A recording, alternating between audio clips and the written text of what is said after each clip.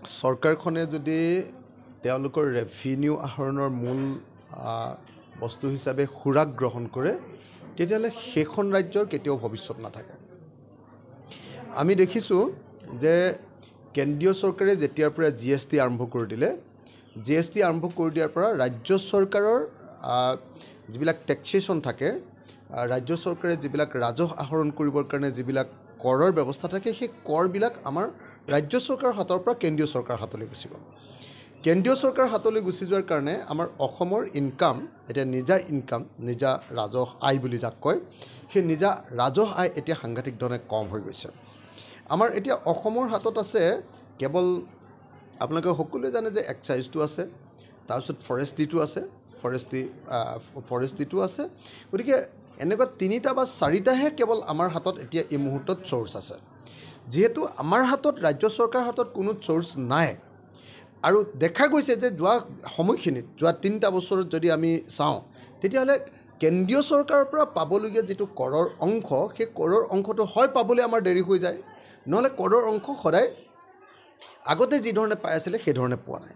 গতিকে এতিয়া ৰাজ্য চৰকাৰখন দেউলীয়া হৈ গৈছে। ৰাজ্য চৰকাৰখনে বাধ্য হৈ গৈছে যে তেওঁলোকে ৰাজহ সংগ্ৰহ কৰিব লাগিব, আৰু ৰাজহ সংগ্ৰহৰ কাৰণে যিহেতু তেওঁলোকৰ কোনো উৎস উলিয়াব পৰা নাই, গতিকে ৰাজ্য চৰকাৰে এতিয়া কেৱল আৰু কেৱল সুৰাৰ ওপৰতে গোটেই ৰাজহ সংগ্ৰহৰ গোটেই মানে দায়িত্ব অৰ্পণ কৰাৰ ফলস্বৰূপে আজিৰ দিনটোত আমি দেখিবলৈ পাইছোঁ যে ৰাজ্য চৰকাৰে প্ৰত্যেকখন মদৰ দোকানক নিৰ্দেশ দিবলগীয়া হৈছে যে তোমালোকে বিক্ৰী বঢ়োৱা। পৃথিৱীৰ চাগে কোনো এখন দেশ নাই, যিখন দেশত, পৃথিৱীৰ কোনো এখন হয়তো ৰাজ্য নাই, যিখন ৰাজ্যত এখন চৰকাৰে নিজৰ প্ৰজাসকলক বেছিকৈ মদ খাবৰ কাৰণে ইনচিষ্ট কৰে। বেছিকৈ মদ খাব লাগে, বেছিকৈ মদ খালেহে কেৱল ৰাজহ আহিব, আৰু ৰাজহ আহিলেহে কেৱল চৰকাৰখন চলাব পাৰিব। ইয়াৰ ওপৰত যদি সঁচাকৈ এখন চৰকাৰ চলি থাকে, তেতিয়াহ'লে জানিব লাগিব যে সেই চৰকাৰখনৰ কোনো ভৱিষ্যত নাই, আৰু সেই চৰকাৰখনৰ অধীনত থকা ৰাইজৰ কোনো ভৱিষ্যত নাই। দ্বিতীয়তে আমি দেখিবলৈ পাইছোঁ যে আমি এই সময়খিনিত দেখিবলৈ পাইছোঁ যে চৰকাৰখন দ্বিতীয়তে আটাইতকৈ বেছি ডিপেণ্ডেণ্ট হৈ পৰিছে সম্পূৰ্ণৰূপে ঋণৰ ওপৰত। যিহেতু প্ৰত্যেক মাহতে কেইবা হাজাৰ কোটি টকা, যোৱা বছৰটো তেওঁলোকে 25,000 কোটি টকাৰ ধাৰ লোৱাৰ সিদ্ধান্ত লৈছিলে, কিন্তু তাতকৈ বেছি লৈ ল'লে। এই বছৰটোত তেওঁলোকৰ ধাৰ লোৱাৰ কমপ্লিট পৰিকল্পনা আছে 29,000 কোটি টকা। 29,000 কোটি টকাতকৈ চাগে বেছিকৈ লৈ ল'ব। গতিকে মাহে প্ৰতি আপোনাৰ অতি কমেও মানে 2,500 কোটি টকামান ধাৰ তেওঁলোকে ল'ব। এমাহত 2,500 কোটি টকাৰ তেওঁলোকে ধাৰ ল'ব। 2,500 কোটি টকাৰ ধাৰ যেতিয়া ল'ব, নিশ্চিতভাৱে সেই চৰকাৰখন এখন দেউলীয়া চৰকাৰৰ বাহিৰে আন একো হ'ব নোৱাৰে।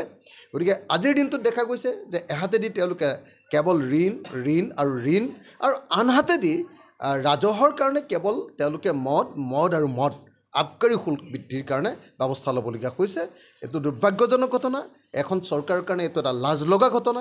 এখন চৰকাৰৰ আচলতে প্ৰকৃত চৰিত্ৰ বুজি পাবৰ কাৰণে এই দুটা ঘটনা চালেই আমি বুজি পাব পাৰোঁ। মুখ্যমন্ত্ৰী হিচাপে, বিত্তমন্ত্ৰী হিচাপে তেওঁলোকে যে ৰাজহ সংগ্ৰহ কৰাৰ ক্ষেত্ৰত ব্যৰ্থ হৈছে, প্ৰকৃত অৰ্থত ৰাজ্যখনৰ কাৰণে ৰাজহ সংগ্ৰহ কৰিব তেওঁলোকে পৰা নাই, সেই কথাটো স্পষ্ট হৈছে। আৰু সেইকাৰণে বাধ্যত পৰি এতিয়া অসমৰ মানুহক মদ খুৱাই তেওঁলোকে ধন ঘটিবৰ কাৰণে ব্যৱস্থা ল'ব কৰিছে।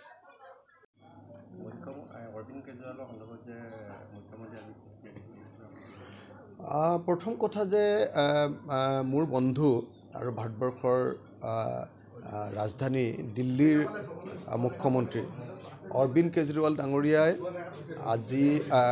কালি এনেকৈ কাৰাগাৰৰ পৰা মুক্ত হোৱাৰ কাৰণে সুপ্ৰিম কোৰ্টে আপোনাৰ ইণ্টাৰিম বেল প্ৰদান কৰাৰ কাৰণে, অন্তৱৰ্তীকালীন বেল প্ৰদান কৰাৰ কাৰণে মই সুপ্ৰিম কোৰ্টক ধন্যবাদ জ্ঞাপন কৰিছোঁ। কিন্তু অসমৰ মুখ্যমন্ত্ৰীয়ে যি কথা কৈছে যে যি মানুহৰ আত্মসন্মান আছে সেই মানুহে কেতিয়াও এনেকৈ এমাহৰ কাৰণে বা 21 দিনৰ কাৰণে বা এনেকুৱা ধৰণৰ অন্তৱৰ্তীকালীন বেল লৈ নাহে।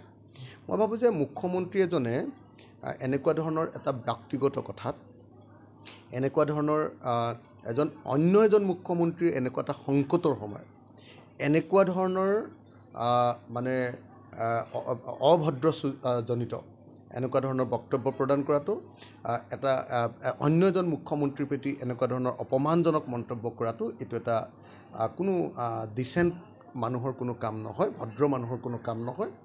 দ্বিতীয় কথা, অসমৰ মুখ্যমন্ত্ৰীয়ে যে কৈছে যে অৰবিন্দ কেজৰিৱালে 21 দিনৰ কাৰণে মানে কোনো ভদ্ৰ মানুহ যদি হয়, কোনো মানে আত্মসন্মান থকা মানুহ হয়, তেতিয়াহ'লে কেতিয়াও এনেকৈ ইণ্টাৰিম বিল লৈ 21 দিনৰ কাৰণে ওলাই নাহে। এই বুলি যে কৈছে, মই অসমৰ মুখ্যমন্ত্ৰীক সুধিব খোজোঁ যে কোন ভদ্ৰ মানুহে নিজে ভয় খাই কেছ থকাৰ কাৰণে জেইলত যাম বুলি ভাবি এটা পাৰ্টিৰ পৰা আনটো পাৰ্টিলৈ যায়? অসমৰ মুখ্যমন্ত্ৰীয়ে এই প্ৰশ্নটোৰ উত্তৰ দিয়কচোন। যে আজি কংগ্ৰেছ দলৰ পৰা যে তেওঁ বিজেপি দললৈ গ'ল, এইটো কোন ভদ্ৰ মানুহ আৰু কোন আত্মসন্মান থকা মানুহৰ কাম? তেওঁ যে আজিৰ দিনটোত আপোনালোকে সকলোৱে জানে যে অসমৰ মুখ্যমন্ত্ৰী যে বিজেপিলৈ গ'ল, অসমৰ প্ৰত্যেকজন মানুহে জানে যে তেওঁ এইকাৰণে বিজেপিলৈ গৈছে যে কাৰণ তেওঁৰ ওপৰত বহুত ধৰণৰ কেছ আছে, তেওঁৰ ওপৰত CBI কেছ আছে, তেওঁৰ ওপৰত অন্যান্য কোৰ্টৰ কেছ আছে। এই আটাইবিলাক কেছ থকাৰ কাৰণে, বিভিন্ন ধৰণৰ কেছ থকাৰ কাৰণে তেওঁ আমি দেখিছোঁ যে তেওঁ নিজে এটা ৰাজনৈতিক দলৰ পৰা অন্য এটা ৰাজনৈতিক দললৈ বাগৰ মাৰিছে। যিজন মানুহে এটা দলৰ পৰা আনটো দললৈ বাগৰ মাৰিব পাৰে, সেই মানুহজনে আকৌ জেইলৰ পৰা ওলোৱা মানুহজনক আত্মসন্মান নাই বুলি কোৱাটো নিশ্চিতভাৱে মই ভাবোঁ যে এইটো কেতিয়াও এটা ভদ্ৰোচিত কথা নহয়। মই অসমৰ মুখ্যমন্ত্ৰীক এনেকুৱা ধৰণৰ কোনো ব্যক্তিগত আক্ৰমণৰ পৰা আঁতৰি থাকিবৰ কাৰণে আৰু মুখ্যমন্ত্ৰী এজনে মুখ্যমন্ত্ৰীৰ নিচিনা ব্যৱহাৰ কৰিবৰ কাৰণে মই আহ্বান জনাইছোঁ।